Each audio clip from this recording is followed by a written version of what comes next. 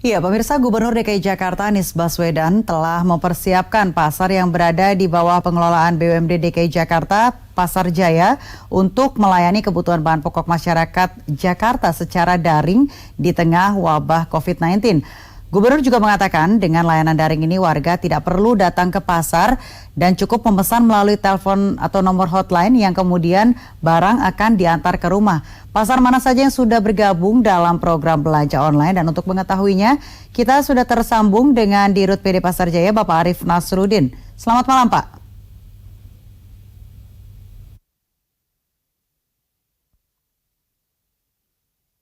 Nasruddin? Selamat malam Pak Arief Nasruddin, ini selaku Dirut PD Pasar Jaya. Ya, selamat Tatiana. Ya, Pak, ini hingga hari Kamis ini begitu sudah berapa banyak pasar tradisional yang kemudian bergabung dalam program belanja daring ini, yang tersebarnya di mana aja, Pak? Saat ini sudah hampir mencapai 100 pasar.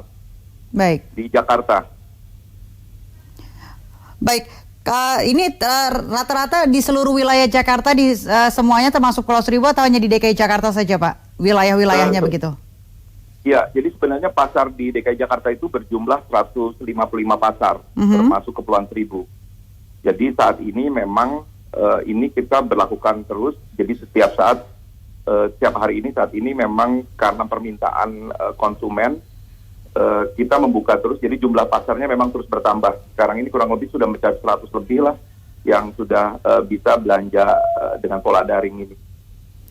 Baik, terkait dengan stok barang-barangnya, apakah memang sudah bisa dipastikan dapat memenuhi kebutuhan warga begitu yang memesan melalui daring ini, Pak? Ya, justru kalau saya bilang untuk menjaga supply dan demand-nya ini tetap terjaga dan baik, harapannya dengan pasar online ini, pedagang tetap juga meminta permintaan secara supply-nya itu juga sama, dan karena memang demand-nya di Jakarta tidak berkurang. Nah, harapan seperti inilah yang memang ini kita jaga. Jadi stoknya cukup. Baik, stoknya cukup begitu ya, Pak ya? Ya. Pak Arief, bagaimana yang bergabung begitu di dalam pasar online atau pasar daring ini, itu selain pedagang di pasar ada orang luar atau seperti apa, Pak?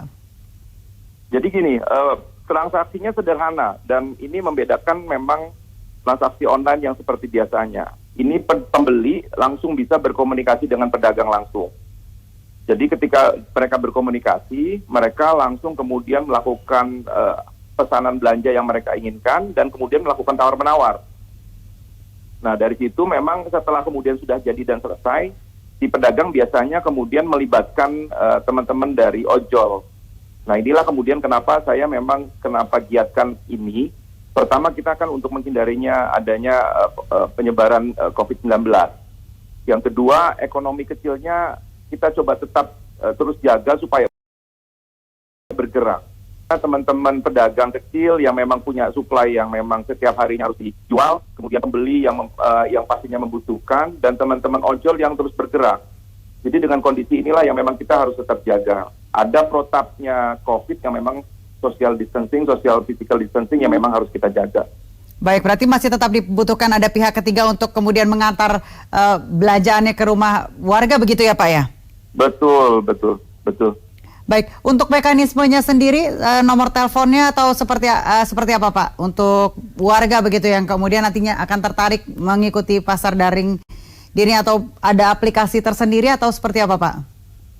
Saat ini kita memang sedang kerjasama dengan beberapa aplikator.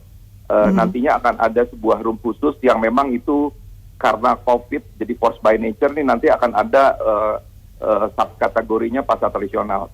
Ini lagi dalam proses pengerjaan secepatnya. Tapi saat ini yang termudah adalah akses aja Instagram Perumda Pasar Jaya, itu sudah tertera semuanya, nama-nama pasar, dan bisa diklik kemudian pindah slide-nya aja dari gambar tersebut, itu nomor-nomor pedagang-pedagang yang bisa diakses.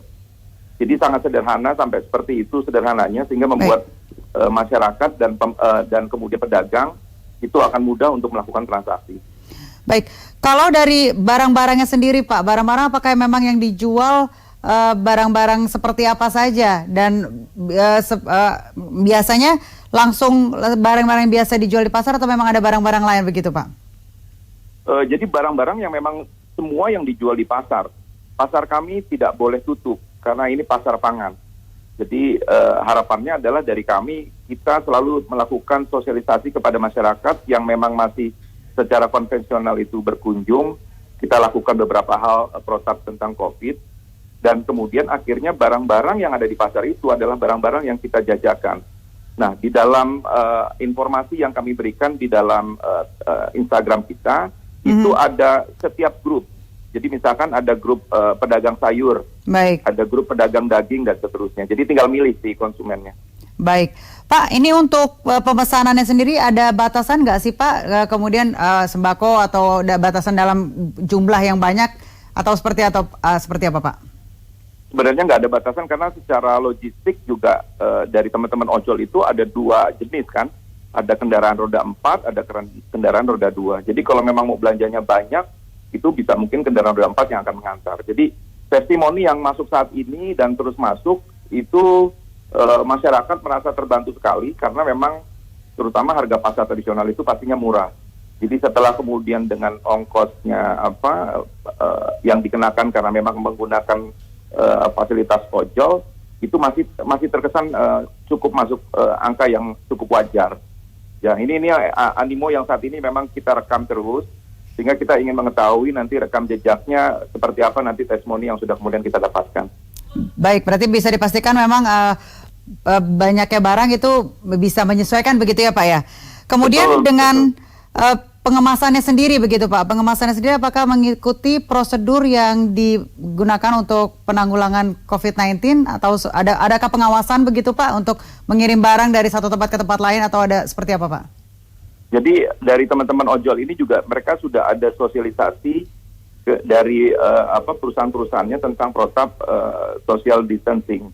Yang kedua, packagingnya walaupun memang packagingnya belum kita seragamkan sih Mbak, karena memang ini tadi yang saya sampaikan, kita memaksimalkan sesuatu di situasi yang saat ini memang sangat minim situasi kondisinya. Jadi yang kita pastikan adalah kepada para pembeli gitu ya, dan kemudian penjualnya ketika melakukan packingnya rapi.